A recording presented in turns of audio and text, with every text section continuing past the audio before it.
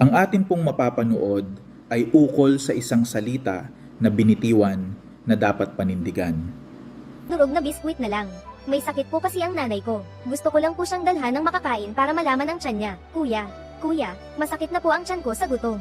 Luzo, huwag ka nang umiyak. Kakausapin ng maayos ni kuya sila tito. Naku, pasok muna kayo sa loob. Napakalakas ng hangin sa labas. Baka magkasakit kayong dalawang bata sa lamig. Tito Jow, huwag mo nang itabi yung bagong luto na egg tart sa estante.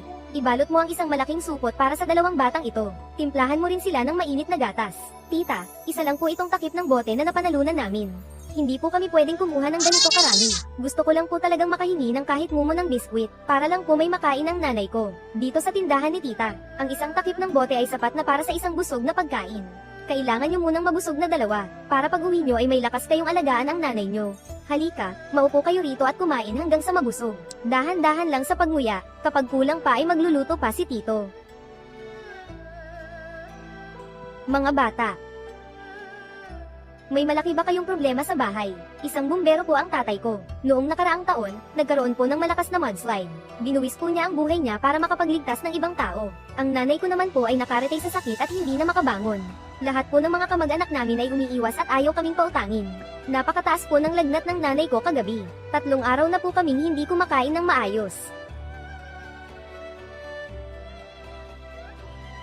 Sa totoo lang po, birthday ng nanay ko ngayon. Gusto ko lang po siyang pakainin ng masarap, para kahit papaano ay gaman ang pakiramdam niya. Kawawa naman kayong mga bata, paano niyo nakakayang pasanin ang ganito kabigat na problema? Kunin mo itong 8,000 piso, itago mo ito ng maigi sa bulsa mo. Ipadala mo agad ang nanay mo sa ospital ng lungsod para matingnan ng doktor. Isinulat na ni tita ang numero ng telepono ko sa papel na ito. Kapag hindi niyo na talaga kaya, tawagan niyo lang si tita. Huwag na huwag niyo itong sasarilinin. Tita, napakalaking halaga po nito. Hindi ko po ito matatanggap. Tita, ngayong araw na ito, parang iniligtas niyo po ang buong pamilya namin. Mula sa bingit ng kamatayan.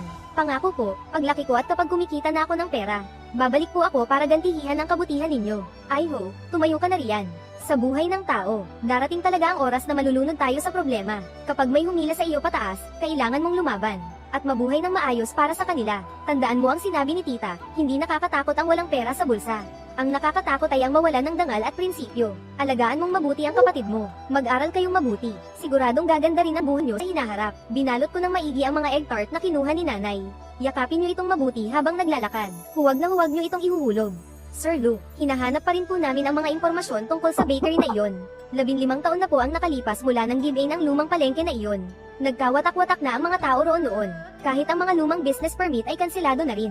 Ang lahat ng mga lumang numero ng telepono ay hindi na rin gumagana. Isa-isa pa rin nagtatanong-tanong ang mga tauhan natin. 15 taon na po kasing giba ang lugar na iyon. Saan na kaya lumipat ang tindahan na iyon? Naputol ang mga talaan ng paglipat sa kalagitnaan. Hindi na gumagana ang lahat ng dating contact details. Sa nakalipas na mga taon, hindi tumigil ang mga tauhan natin sa paghahanap araw-araw. Luzo, halika rito, tingnan mo ito. Itong papel na may nakasulat na numero ng telepono. Palagi ko itong itinatago sa pataka ko. Kung hindi dahil kina Tita Hong at Tito Jow noon, siguradong hindi nakaligtas si nanay sa taglamig na iyon. Tayong dalawa rin ay baka namatay na sa gutom sa kalsada. Kahit nahawak ko pa ang 12 ng kumpanya ngayon. Gaano man kalaking pera ang kitain ko, hindi pa rin sapat iyon para mabayaran ang utang na loob natin sa kanila. Magpadala agad ng karagdagang mga tauhan. Gumamit ng short video sa buong lungsod. Ay anunsyo sa lokal na radyo. Punuin ang lahat ng bulletin board sa bawat subdivision. Mag-alok ng malaking pabuya para mahanap sila. Basta't hindi pa sila umaalis sa probinsyang ito. Kahit maghukay pa kayo ng lupa, hanapin niyo sila para sa akin. Naintindihan po, Boss Lou. Uutusan ko agad ang buong distrito na kumilos. Ginoong Jow, ang operasyon ng anak nyo ay hindi na pwedeng ipagpaliban pa. Kung hindi nyo mababayaran ang hospital bill bago bukas ng hapon, mapapawalang bisa ang schedule ng operasyong ito. Makakapaghintay lang kami ng hanggang 24 na oras. Ipinasok ko na sa ahente ang lumang bahay natin para ibenta. Basta't magbayad na ang mamimili. Ibabayad ko agad ang kulang natin. Nag-voice message lang ang ahente kanina. 1,200,000 lang daw ang kayang ibayad ng buyer. Kulang ng 600,000 sa inaasahan natin. Pero hindi na makakapaghintay ang sakit ni Gia. Anong gagawin natin ngayon? Ibenta mo na. Kahit wala ng bahay, pwede pa tayong umupa ng maliit na kwarto. Pero kung mawala ang anak natin, hindi ko na rin kakayaning mabuhay pa. Pero kahit ibenta iyon, kulang pa rin tayo ng mahigit 600,000. Ang mga kamag-anak nating iyon. Baka pwedeng lunukin mo muna ang pride mo at kausapin si kuya. Kahit makahiram lang ng kaunti muna. Sige. Kakapalan ko na ang mukha ko para manghiram. Kuya, baka pwedeng pahiramin mo muna ako ng 600,000. Kapag nabenta na ang bahay ko, ibabalik ko sa iyo pati ang interes. Kailangang maoperahan ni Gia bukas. Nasa ipit na talaga ako sa pader ngayon, kuya. Bunso, hindi rin madali ang buhay namin dito. Pag-aaral ng bata, hulog sa kotse, lahat kailangan ng pera. Halos araw-araw ka na lang pumupunta rito para manghiram. Anak mo ang may malalang sakit, bakit kailangan kami ang maubusan ng pera? Ang 600,000 ay hindi biro. Kakasimula pa lang ni Gia sa high school. Sabi ng doktor, kung hindi maoperahan, baka hindi na siya maligtas. Kadugo mo siya, pamangkin mo siya. Anak niyo yan, kayo ang gumawa niyan. Anong kinalaman namin dyan? Ang sakit ng anak niyo ay parang butas na walang ilalim. Sino mang magpahiram sa inyo ay mamalasin lang. Kuya, noong nagpapatayo ka ng bahay at kulang ka ng pambili ng laryo, agad kitang binigyan ng walang pag-aalinlangan. Ngayon lang ako nakiusap sa iyo sa buong buhay ko. Buhay ang nakataya rito. Nakikiusap ako, tulungan mo kami. Huwag mo nang ungkatin ang mga nakaraan. Kung talagang may kakayahan kang iligtas ang anak mo, huwag kang umiyak at magmakaawa sa harap ng pinto ng ibang tao. Wala talaga kaming maibibigay na pera. Ayaw naming madamay sa pagbagsak ng buong pamilya nyo. Umalis na kayo agad. Tito Jao, pati ba naman sarili mong kapatid ay nagagawang maging ganyan kalupit? Huwag na tayong mag-eskandalo rito para hindi tayo pagtawanan ng ibang tao. Sir Lu, may balita na po. Nasa malapit lang po sila sa high-tech zone ngayon. Sina Tita Hong at Tito Jao po. Nakatira po sila ngayon malapit sa ospital ng lungsod. Doon sa isang maliit at lumang popahan sa tabi nito. Anong kamalasan ang nangyari sa kanila? Bakit sila nakatira sa tabi lang ng ospital? Naghihintay po ang anak nila para sa isang malaking operasyon. Binenta na nila ang lumang bahay sa murang halaga pero kulang pa rin. Kahit saan na po sila lumalapit para mangutang. Nagmamadali na ang doktor, parang hinahabol na sila ng tadhana. Luzo, sila nga talaga iyon. Bakit humantong sa ganitong hirap sina Tito Jao at Tita Hong? Sigurado po ako, sila iyon. Kuya, noong mamatay-matay na tayo sa gutom 15 taon na ang nakakaraan. Hindi sila nagatubiling tulungan tayo kahit isang saglit. Ngayong sila naman ang gipit na gipit. Hindi natin sila pwedeng pabayaan na lang na mawalan ng pag-asa. Pumunta tayo sa ospital ng lungsod. Assistant Lin, kontakin mo agad ang mga namumuno sa ospital. Gamitin mo ang pangalan ng ating medical group. Ibigay mo sa kanila ang pinakamataas na prioridad at mabilis na serbisyo. Ang bayad sa operasyon at lahat ng gastusin sa pagpapagaling, sagot na lahat ng kumpanya. Kahit isang segundo, bawal ang maantala. Masusunod po, tatawagan ko na ang ospital ng lungsod. Pati na rin ang ating grupo ng mga eksperto. San May, kailangang maoperahan na si Gia bukas. Ate, hihiram lang ako ng 600,000. Kapag nabenta na ang lumang bahay, ibabalik ko agad sa inyo. Hindi na po talaga makakapaghintay ang bata. Ang kapal naman ng mukha mong bumalik dito para mangutang uli. Anak mo ang may sakit. Dapat ba pati kaming buong pamilya ay mabaon sa utang dahil sa inyo? Ate, sasabihin ko na ang masakit na katotohanan. Ang ganyang klaseng malalang sakit ay parang butas na walang katapusan.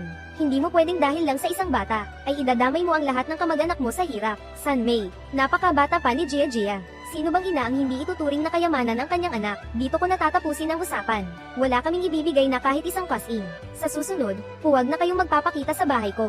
Pagpasok nyo pa lang, mukha na kayong namatayan at humihingi ng pera. Sino ba ang hindi maiirita sa inyo? San May, gusto ko lang naman isalba ang buhay ng anak ko. Naghihintay si Gia sa ospital na bumalik ako, bilang ama niya. Kahit 600,000 para sa operasyon ay hindi ko maibigay. Mabebenta na ang bahay sa lalong madaling panahon. Lahat ng pinto ng kamag-anak ay nakatok ko na. Pero hindi ko pa rin siya may salba. Jao, huwag kang sisuko. Kailangang magpakatatag ka. Naghihintay pa sa atin ang anak natin. Tito Jao, Tita Hong po. Sino po ba kayong dalawa? Nagkita na ba tayo dati sa kung saan? Ako po si Luting. At ito naman po ang kapatid kong si Luzu. 15 taon na ang nakakaraan, may dala kaming tansan na nanalo sa raffle. Pumunta kami sa panaderia nyo para sana makahingi ng mga durog na biskwit. Pero pinakain nyo po kami ng busog na busog. At binigyan nyo pa kami ng 8,000 piso para pampagamot sa nanay namin. Tito Jao, Tita Hong. Kami po iyong magkapatid na kaawa-awa noon. Kaming dalawa po iyon. Kayo nga ba talaga yan? Salamat sa Diyos. Malalaki na kayo ngayon.